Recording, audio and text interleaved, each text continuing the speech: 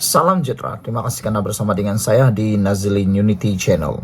Saudara-saudara sekalian, kita paparkan sekarang laporan identiti suspek yang menyerang Balai Polis Ulu Tiram yang telah menyebabkan 2 orang polis maut dalam serangan tersebut. Sebelum kita dedahkan identiti dan dalang serangan maut tersebut, kita bacakan dulu apa yang berlaku dalam serangan tersebut. 2 polis maut dalam serangan di Balai Polis Ulu Tiram. 2 anggota polis disahkan maut manakala seorang cedera dalam insiden serangan di Balai Polis Ulu Tiram, Johor awal pagi tadi. Ketua Polis Johor, Komisioner M. Kumar yang mengesahkan perkara itu berkata, insiden pada 2.45 pagi tadi itu melibatkan suspek yang bertopeng, bersenjata pistol dan parang. Suspek bagaimanapun turut dilaporkan mati ditembak di lokasi kejadian. Susulan itu, polis merampas sepucuk pistol Walther P99 dan selaras HK MP5 daripada suspek. Bagaimanapun, maklumat selanjutnya diumumkan oleh Ketua Polis Negara Tan Sri Razaruddin Husin yang dijangka tiba di lokasi tersebut pagi tadi. Jenazah 2 anggota dan seorang yang maut serta anggota yang cedera dibawa ke Hospital Sultan Ismail di sini untuk perawatan bedah siasat. Saudara-saudara sekalian, berapa komen daripada netizen tentang isu ini? Mereka kata, kita berharap polis dapat melaksanakan tindakan yang lebih tegas. Ini suspek serangan tersebut. Akhirnya diumumkan. Suspek serang Balai Polis Ulu Tiram ialah ahli Jemaah Islamiyah. Suspek yang menyerang Balai Polis Ulu Tiram, Johor awal pagi tadi disahkan anggota kumpulan pengganas Jemaah Islamiyah, kata Ketua Polis Negara Razaruddin Husin. Dalam sidang media selepas meninjau lokasi kejadian, Razaruddin berkata, seramai 5 individu yang juga ahli keluarga suspek berusia antara 19 hingga 62 tahun ditahan untuk membantu siasatan. Katanya, suspek yang berusia 22 tahun yang juga anak kepada anggota JI masuk ke belakang balai polis dan menyerang 2 anggota dalam kejadian tembak-menembak pada pukul 2.45 pagi. Suspek dan seorang anggota terkorban dalam kejadian itu. Sementara seorang lagi cedera pala selepas terkena tembakan di perut dan lengan turut meninggal dunia, katanya. Polis kemudian merampas pistol Walther P99 dan selaras HK MP5 daripada suspek. Beliau berkata sebelum kejadian 2 remaja lelaki dan perempuan masing-masing berusia 22 tahun dan 21 tahun hadir pada 2.30 pagi untuk mendapat nasihat mengenai kes mereka dicabul 2 tahun lalu.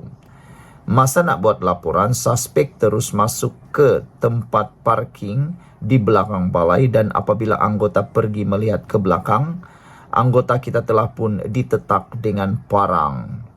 Jadi kita menahan 2 pengadu ini bagi membantu siasatan. Macam tak logik hadir ke balai awal pagi untuk minta pandangan kes 2 tahun lalu, katanya. Razaruddin berkata hasil serbuan di rumah suspek mendapati kediaman itu banyak ditampal ayat Al-Quran dan kita tahu ini adalah ahli Jemaah Islamiyah. Malah ketika bertempur dengan polis, kita dapati suspek telah melakukan persediaan rapi apabila memakai sil diperbuat daripada zinc, kain dan kertas, katanya. Beliau tidak menolak suspek menyerang balai polis berkenan untuk mendapatkan bekalan senjata daripada polis yang agendanya masih belum diketahui. Razaruddin berkata beliau mengarahkan semua anggota Jemaah Islamiyah di Johor dikenal pasti dan disiasat. Kalau kita boleh menangkap lebih 20 orang anggota Jemaah Islamiyah ini, mungkin perkara ini dapat selesai, katanya. Dalam pada itu, beliau turut mengarahkan semua balai polis di Johor dipertingkatkan kawalan keselamatan selain menaik taraf pencahayaan di balai yang usang. Kita akan lihat semula keperluan balai kita, pencahayaan CCTV memang tak ada, katanya. Jemaah Islamiyah adalah dalang di sebalik serangan bom di Bali pada tahun 2002 yang mengorbankan lebih 200 orang. Pengeboman menyasarkan Hotel Marriott dan Ritz-Carlton di Jakarta pada tahun 2009. Anggotanya dilaporkan menerima latihan ketenteraan di Afghanistan pada 1990-an dan kumpulan itu didakwa mempunyai hubungan dengan Al-Qaeda. Sekian dulu untuk kali ini. Jangan lupa tinggalkan komen Anda. Ikuti terus ulasan selepas ini. Selamat petang, salam sejahtera. Terima kasih karena bersama dengan saya di Nazilin Unity Channel. Saudara-saudara sekalian, keputusan mahkamah hari ini mengejutkan Sanusi Maknor apabila representasinya untuk mohon batal tuduhan menghasut ditolak. Ramai netizen kata tahniah Sanusi, ramai juga yang menyindir, kata mereka, silakanlah lalui semua proses mahkamah itu dan jangan mohon batal tuduhan pula. Kata mereka, ada juga yang kata berani buat berani tanggung, jangan sudah buat tak nak tanggung pula. Ada juga yang kata jangan sampai sudah cakap baru mohon maaf.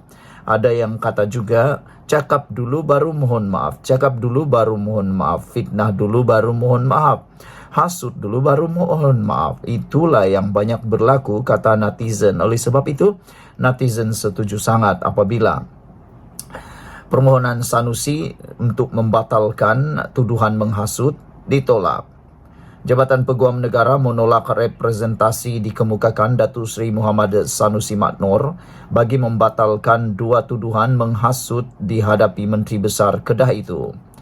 Timbalan Pendakwa Raya Datuk Masri Muhammad Daud mengesahkan perkembangan itu ketika sebutan kes di Mahkamah Tinggi di sini hari ini.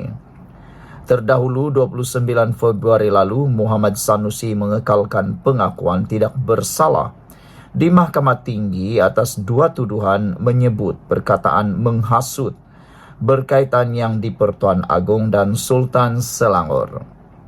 Ahli jawatan kuasa PAS pusat itu dituduh melakukan kesalahan berkenan di Simpang 4 Taman Selayang Mutiara, Kampung Bendahara Gombak jam 11 malam 11 Julai tahun lalu. Muhammad Sanusi yang juga Ketua Pengarah Pilihan Raya Perikatan Nasional PM merangkap Ketua Jabatan Pilihan Raya PAS didakwa mengikut Seksyen 4 dalam kurungan 1 kurungan B Akta Hasutan 1948.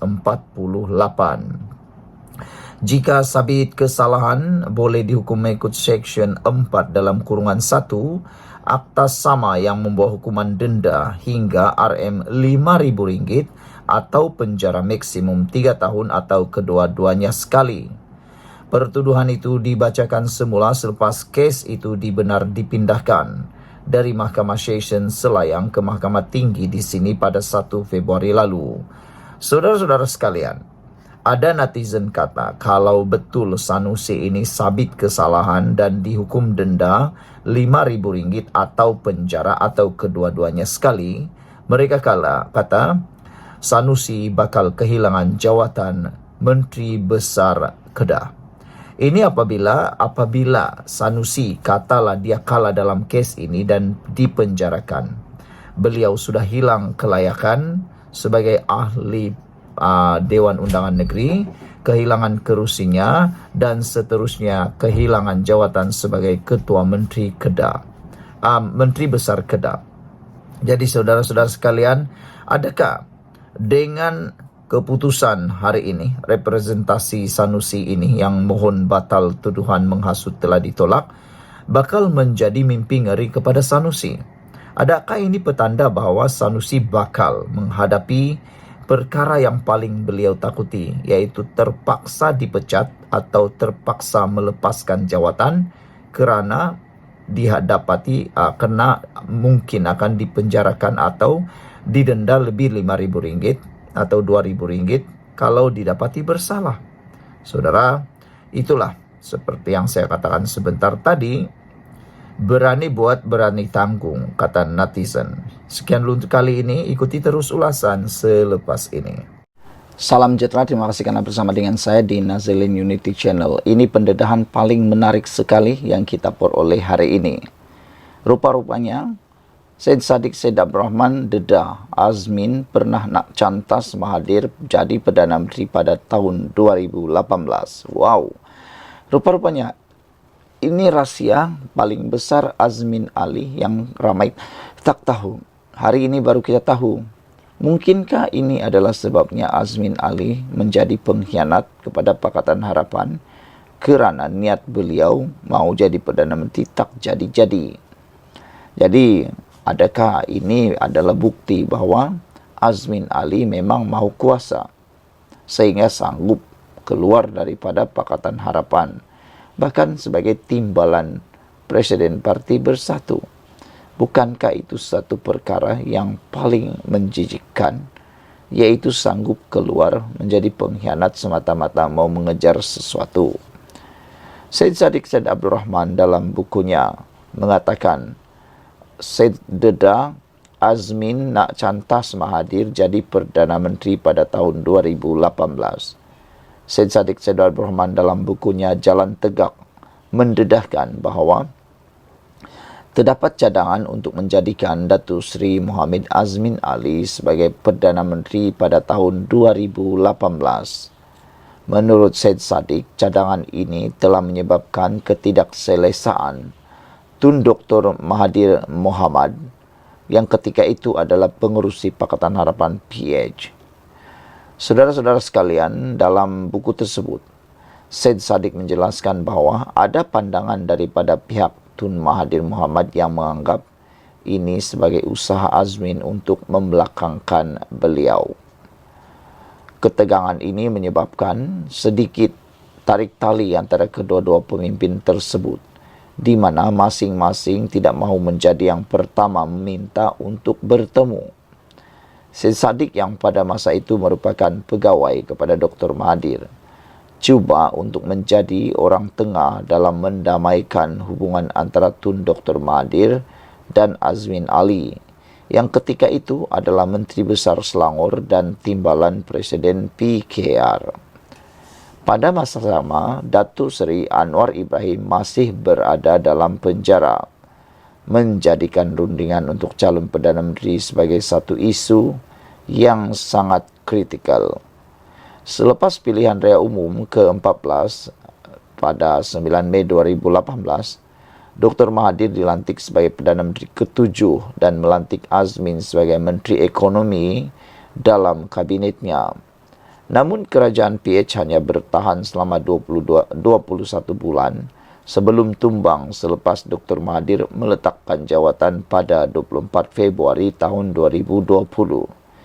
Pada 30 November tahun 2020, Dr. Mahathir menyatakan bahawa langkah Sheraton yang diatur oleh Azmin bertujuan untuk menghalang PH daripada terus memerintah adalah bukti bahawa Azmin bercita-cita untuk menjadi Perdana Menteri. Dr. Mahathir juga yakin bahawa Azmin telah lama merancang langkah tersebut kerana ia memerlukan usaha yang besar untuk meyakinkan 9 ahli Parlimen PKR untuk menyertai langkah Sheraton. Buku Jalan Tegak yang ditulis oleh Syed Saddiq mengandungi 368 halaman dan menyertakan gambar-gambar istimewa dari zaman kanak-kanaknya sehingga penglibatannya dalam politik. Buku ini juga menceritakan tentang perjalanan Syed Saddiq daripada menjadi penyokong setia Datuk Seri Najib Razak kepada menjadi orang penting dalam usaha menjatuhkan Perdana Menteri tersebut. Sekian dulu untuk kali ini. Jangan lupa tinggalkan komen anda. Sila tekan butang subscribe. Kita jumpa lagi. Bye-bye.